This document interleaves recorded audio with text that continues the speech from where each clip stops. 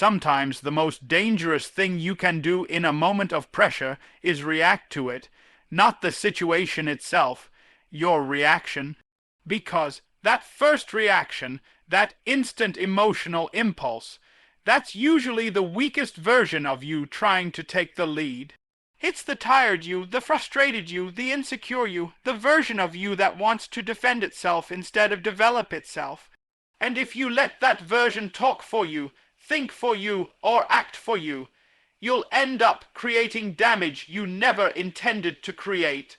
You'll break relationships you wanted to keep.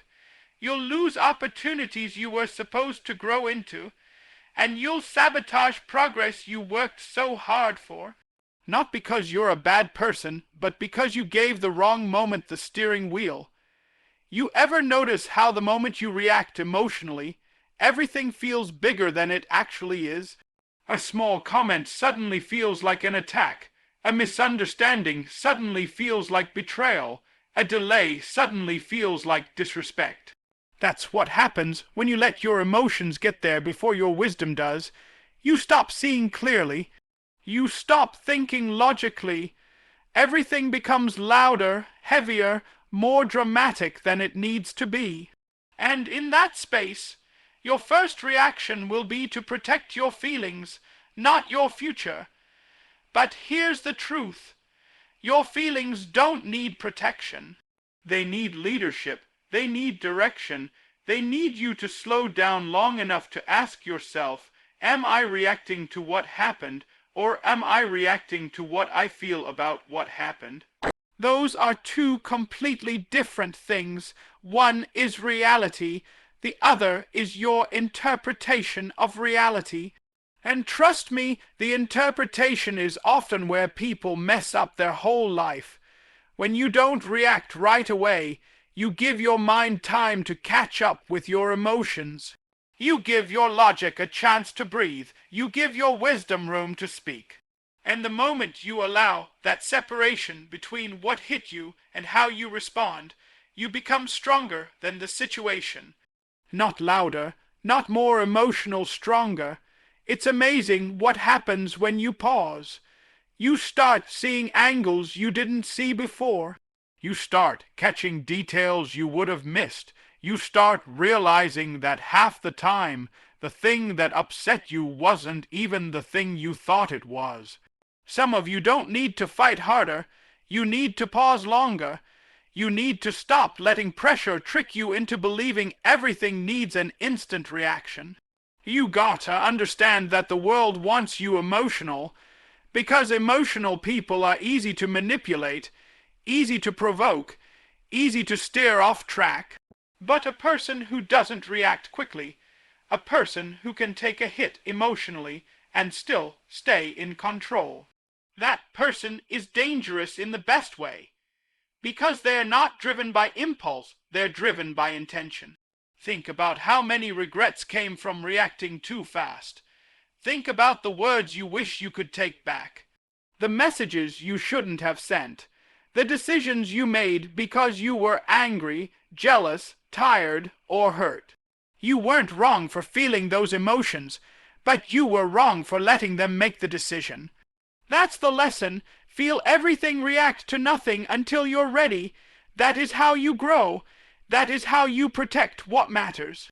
That is how you keep your power. When you learn to hold your reaction, you start showing yourself that you're in control. You're not letting the moment dictate who you become. You're choosing your response with purpose, with clarity, and with strength. And that's where real transformation begins. Because the moment you stop being controlled by your first reaction, you become unstoppable. And that's when you discover something stronger than emotion self-mastery. When you start learning to control your emotions, the first thing you realize is this: your reactions are costing you more than the situation ever did. The moment something hits you wrong, the moment someone disrespects you, the moment life throws something unexpected in your face, your body wants to explode, your mind wants to defend itself, and your pride wants to jump out and prove a point. And for years, you might have been living like that, letting every emotion take the wheel and drive you straight into decisions you regret. But if you want elevation, if you want growth, if you want to see what your life looks like when you actually run it instead of letting your emotions run you, then you've got to learn to pause before you respond, because that pause is power, that pause is self-respect, that pause is you saying, I'm no longer living life on impulse, I'm living life on intention. Most people react so fast that they don't give their future self a chance to weigh in. They fire off words that can't be taken back. They make permanent decisions based on temporary feelings. They shut down opportunities because they wanted to win the moment instead of winning the future. And they think they're proving strength, but in reality, they're leaking power. The real strength is in staying calm when everything in you wants to heat up. The real strength is in slowing down when everything in you wants to speed up. The real strength is in choosing clarity over chaos. But that only happens when you give yourself space to breathe, when you give yourself permission to pause long enough to think, is this reaction helping me, or is this reaction controlling me? When someone comes at you with negativity, you get to choose whether you let that energy enter your system. When life hits you with stress, you get to choose whether you let that moment define your attitude. When circumstances push you, you get to choose whether you push back emotionally, or whether you rise above it with discipline. That choice is the difference between people who stay stuck in cycles and people who break cycles. That choice is the difference between living your life and simply reacting to life. Every time you pause, you create a gap, and in that gap, you give your mind time to elevate above your emotions. You give wisdom time to speak louder than anger. You give purpose a chance to override pride. You give the highest version of yourself the opportunity to show up. And that version of you makes decisions you can live with, decisions you can be proud of, decisions that protect your peace and your future instead of destroying it. You've got to start noticing when you're being triggered. Notice the moment your chest tightens, your heart starts pumping faster, your thoughts begin racing. That's the moment most people lose control, but it's also the moment where you have the most opportunity.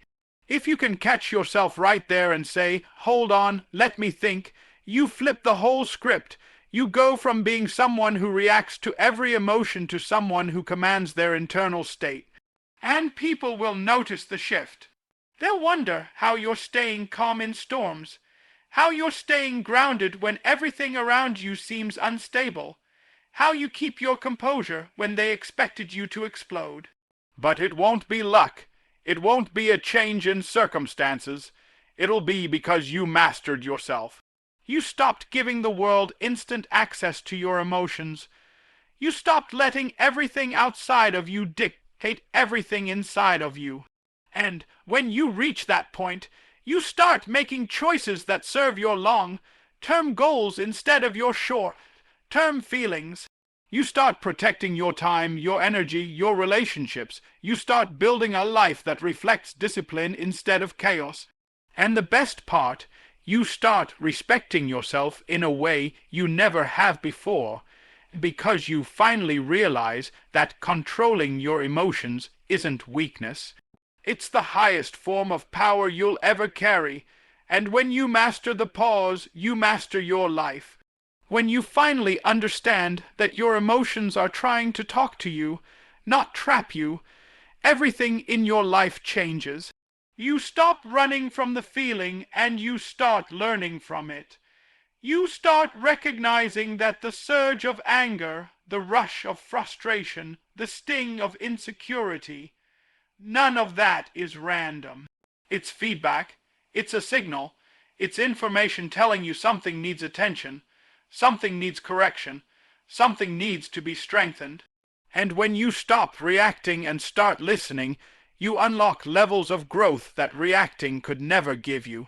Too many people are caught in a cycle of emotional whiplash, bouncing from reaction to reaction, never pausing long enough to ask themselves, Why did that bother me so much? See, the real power is not in shutting your emotions down. The real power is in identifying what they are trying to reveal. Because when you understand the root, the trigger loses its grip on you. When you understand the wound, the world can't poke it the same way anymore. You become aware, you become intentional, you become grounded. Every emotion has a story behind it. Anger often comes from feeling unheard or disrespected. Fear comes from uncertainty or lack of preparation. Jealousy comes from comparing your journey to someone else's timeline. Frustration comes from expecting more from yourself than you're currently producing. And the moment you can recognize the origin, that's the moment you begin to reclaim control, because now you're not fighting people, you're confronting patterns. You're not reacting to the moment, you're responding to the message. Understanding your emotions is like learning a language. Once you know the vocabulary, the whole conversation shifts. Instead of saying, "I'm mad," you start recognizing, "No, I'm disappointed." Instead of saying, "I'm overwhelmed," you understand, "I'm underprepared." Instead of saying, "I don't care," you admit, "I care too much and it scares me." That level of honesty with yourself is uncomfortable, but it's transformational, because the truth frees you from the cycle of reacting blindly. You cannot master what you refuse to acknowledge. You cannot change what you refuse to understand. And many people stay stuck not because they are incapable, but because they never slow down long enough to evaluate what's actually going on inside of them. They keep blaming situations, blaming people, blaming circumstances, but the real battle is internal. It's the unspoken frustration, it's the suppressed insecurity, it's the unasked question, it's the unhealed experience that's been tugging at them for years. When you understand your emotions, you stop letting every situation dictate your next move. You stop letting small things take up big space. You stop letting moments turn into mindsets, and you start responding with clarity instead of reacting with chaos. You walk into rooms differently, you handle conflict differently, you show up stronger, calmer, wiser. Your presence changes because your understanding has changed, and people may not know what shifted, but they'll feel it. This is why that inner work matters. This is why reflecting matters. This is why stillness matters. Because you can't understand something you're constantly running from. You can't learn the lesson if you're too busy defending the emotion instead of dissecting it. When you sit with your feelings, not to judge them, but to explore them, you discover things about yourself that empower you. You learn what you need. You learn what triggers you. You learn what motivates you, what drains you, what strengthens you. You become intentional with your energy instead of careless with it. Understanding your emotions doesn't make you soft, it makes you unstoppable. Because now you're not reacting out of pain, you're responding out of wisdom, you're not operating from insecurity, you're moving with clarity. You're not letting life push your buttons, you're reprogramming the whole system, and the moment you get to that place, the world can't control you anymore. Your emotions stop being your enemy and become your compass. And when you know how to use that compass, you don't just survive life, you lead it. And that's the moment everything shifts. When you reach the point where mastering your emotions becomes a lifestyle, you start to see the truth. Most of the battles you thought were outside of you were never outside of you. They were inside your mind, inside your reactions, inside your impulses. And once you step into that kind of awareness, you realize that control isn't some superpower reserved for the chosen few. It's a decision, a discipline, a daily commitment. It's the quiet victory that nobody claps for, but everybody feels when they're around you. When you learn how to not react, how to slow yourself down in moments where you used to explode, you begin shaping your life instead of being shaped by whatever is happening around you. There's something powerful about walking away from a moment that once would have broken you. Not because you're weak, but because you've grown, because you've matured, because you've learned that reacting quickly might satisfy your ego, but responding wisely will protect your peace, your purpose, and your future. You start recognizing the value in those seconds where everything wants to pull you out of character. You learn to breathe, you learn to pause, you learn to observe, you learn to wait until your emotions get out of the driver's seat before you say a single word. And in that pause, in that stillness, something inside you strengthens. You become more grounded, more centered, more intentional. Because staying in control doesn't mean you never feel anything. It means you feel everything, you acknowledge everything, but you don't let anything dictate your direction. It means you stop letting temporary emotions create permanent problems. It means you turn triggers into teachers. It means you no longer allow someone else's energy to rewrite your story or shift your spirit. There's a quiet authority that comes with that, a power you don't have to announce, a confidence you don't have to explain. When you master yourself, you don't need to force anything. Your presence speaks for you. The truth is, when you stop reacting, you stop bleeding energy in places that never deserved your strength. You start saving that energy for your goals, your dreams, your growth. You stop waking up drained because you stopped giving pieces of yourself away every time someone tried to provoke you. And you start living from a place of purpose instead of survival. You stop matching people's chaos. You stop entertaining negativity. You stop engaging in battles that don't matter. You realize that not every comment needs a comeback. Not every situation needs your involvement. Not every argument needs your voice. You begin choosing your peace like it's a treasure, because it is. And the moment you start choosing peace consistently, people around you start realizing they can't control you. They can't manipulate your reactions. They can't pull you into their storms. They can't push you into corners where you used to respond emotionally. They look at you differently. Not because you're harder, but because you're wiser. Not because you stopped feeling, but because you started thinking.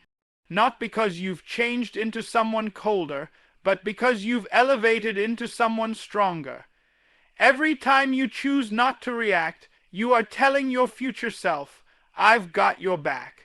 Every time you refuse to let anger, fear, frustration, or insecurity take the lead, you build a version of yourself you're proud of. A version of yourself that can handle pressure. A version of yourself that refuses to fold. A version of yourself that protects what matters most.